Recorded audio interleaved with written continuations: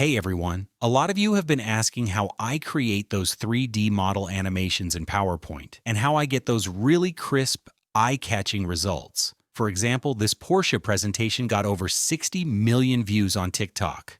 So in today's episode, I'm going to walk you through where to find 3D models, how to edit them, and how to animate them right inside Blender. Before we jump in, go ahead and hit that like button and subscribe to the channel. Thanks a lot, and let's get started. So for our first step in getting those 3D models, we're going to head straight to the Sketchfab website. In this example, I'll search for a Porsche car model. There are multiple models available. Let's select the 1975 Porsche 911 Turbo.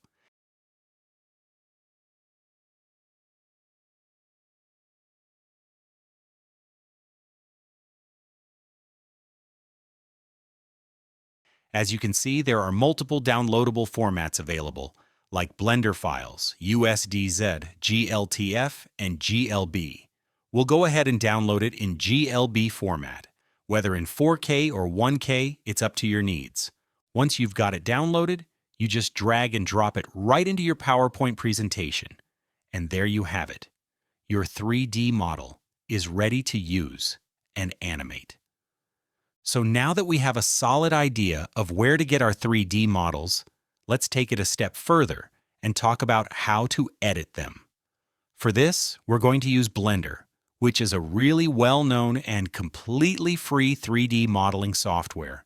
You can just head over to the Blender website and download it for your operating system, whether you're on Windows, Mac, or Linux. And hey, if you feel like supporting the amazing work the Blender team is doing, you can always donate to them as well. So once you've installed Blender, you'll see the default interface with that famous starting cube. This is the Blender workspace, and you can adjust your view on those X, Y, and Z axes. For our example, let's just remove that cube. I'll select it and delete it so we have a clean workspace. Then we'll go to File, then Import GLTF Porsche car model. Now you'll see the model in Blender. By default, it might not show textures right away, so you can click on the shading sphere to load the textures and see it in all its detail. For this demo, I'll do a quick edit. Let's remove the platform under the car. I'll just select that platform piece and delete it.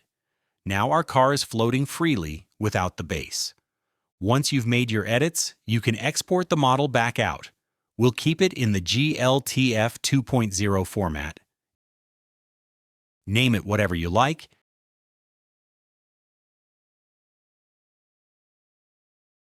and then just drop that edited model right back into PowerPoint. You'll see the changes reflected there. And that's basically how you import, edit in Blender, and then export your 3D models back into PowerPoint. Let's move on to a really interesting part that not everyone knows about: animating your model directly in Blender and then bringing that animation into PowerPoint.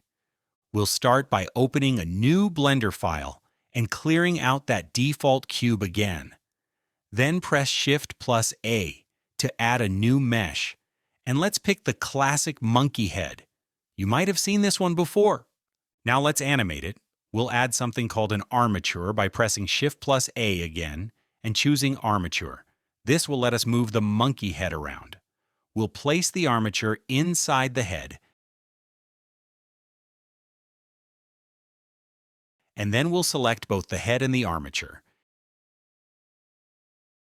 Hit Ctrl+P and choose With Automatic Weights, so the head will move along with the armature. We can give the monkey head a bit of color by selecting a material and shading it.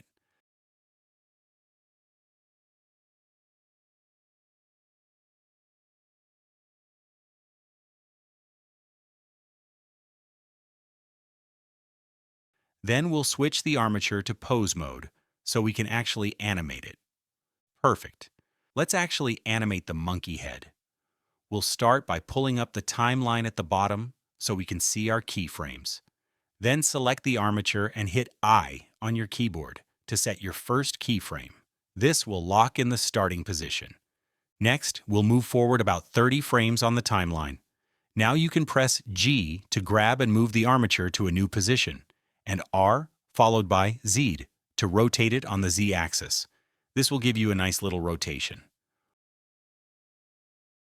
Once you're happy with the new pose, hit I again to set another keyframe. And that's it. You've got a simple animation. Once you're done, you can export the animation and bring it into PowerPoint just like we did before.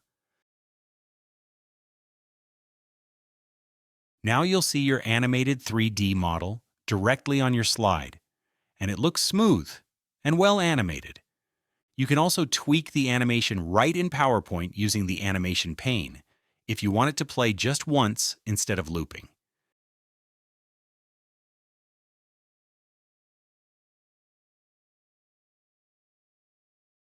And that's basically it.